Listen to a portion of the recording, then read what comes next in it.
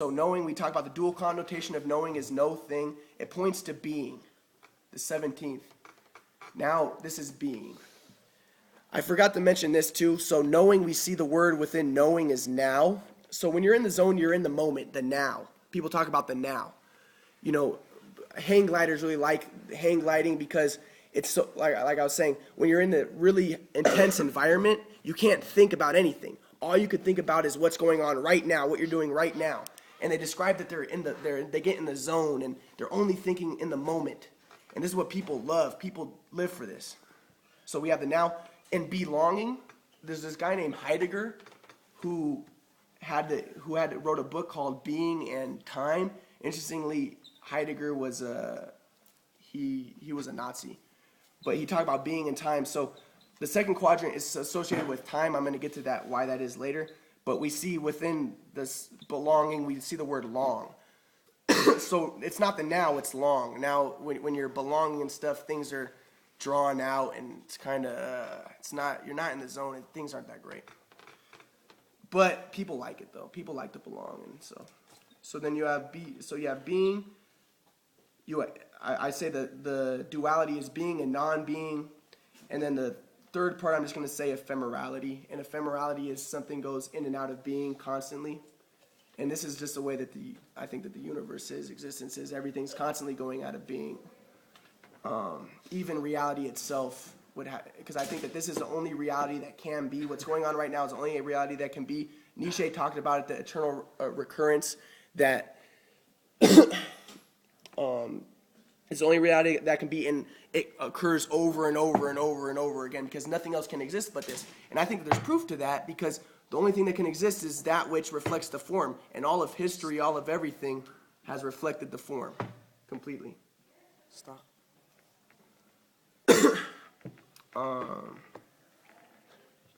So this is transpersonal, transrational consciousness, the fourth quadrant, transpersonal, transrational. And then we point to the fifth, which is being, non-being, and ephemerality. If you look at all the philosophers, they always just talk about these terms. In every philosophy thing, it's all based on the form. Everything in science has been based on the form, everything in art, everything. Now let me continue with some examples just for some further convincing. So we have the components of the universe are space, time, matter, and energy. Space is the first quadrant thing. Time is second quadrant. You know, this is order. Einstein said space-time is a duality. They're actually the same thing. Once again, we have a duality. Matter is, physical stuff, and matter creates space-time ripples, and with ripples within the fabric of space-time. And we have energy, and people say that actually there is no such thing as space, and there is no such thing as time. Everything is just energy. This is what people say, and quantum physics, quote unquote, proves this stuff. Okay. If you look at the particles of the universe, there is, within our world, our observant world, there's only 4. But let's continue to what they say within everything. There's 16, and it fits the quadrant model completely. This is called the standard model of particle physics. You have the 12, you have 6 quarks, 6 leptons, so that's the first, that's 12. Then you have the 4 bosons. And the 17th, the God one, we always talk about the one that transcends all of them, is called the God particle. We talk about the Higgs boson.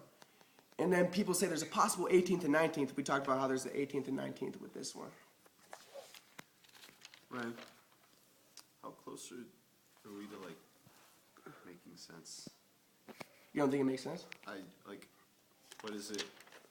Well, I'm going to get to it now. After this, okay, now I'm going to show the model part, and after this is going to make complete sense.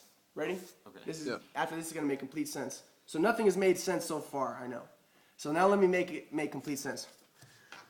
So back to the model of personality, because this is how it helps to make complete sense. So we have I and E, introverted, extroverted. We have these dichotomies.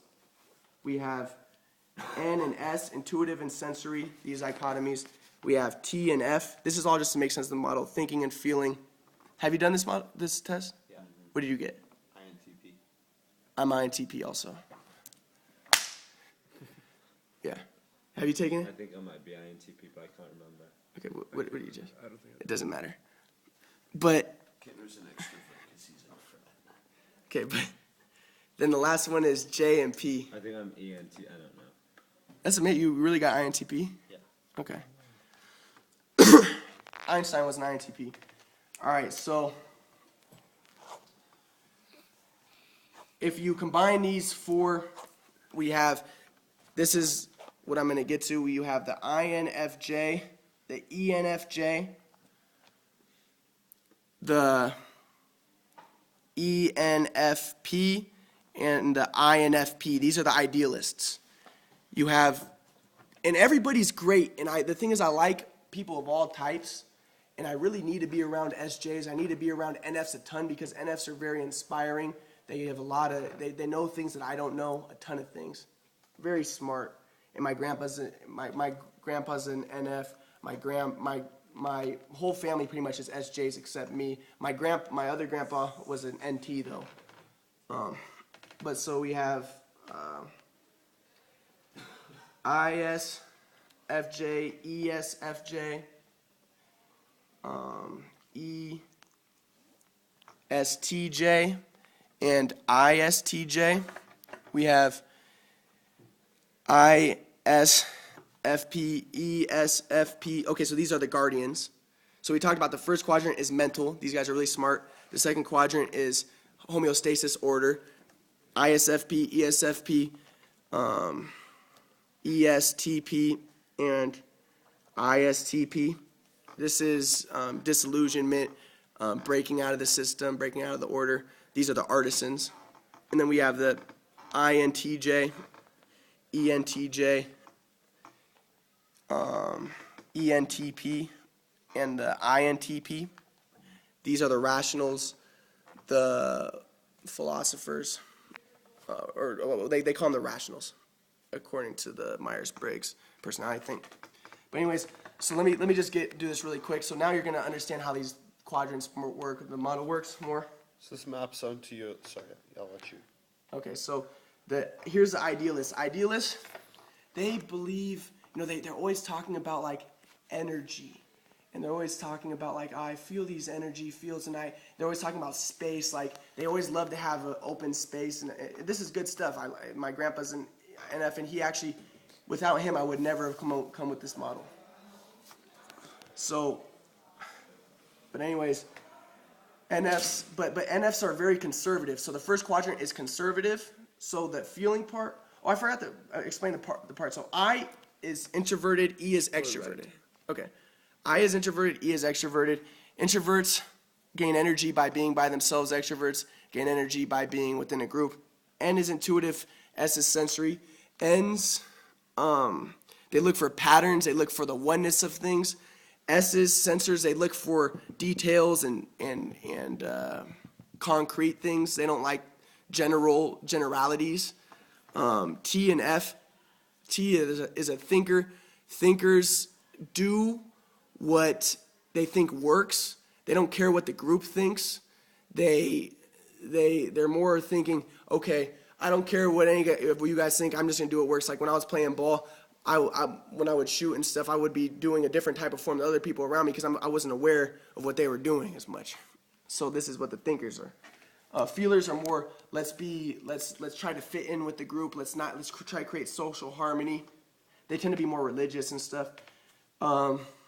J's are judgers.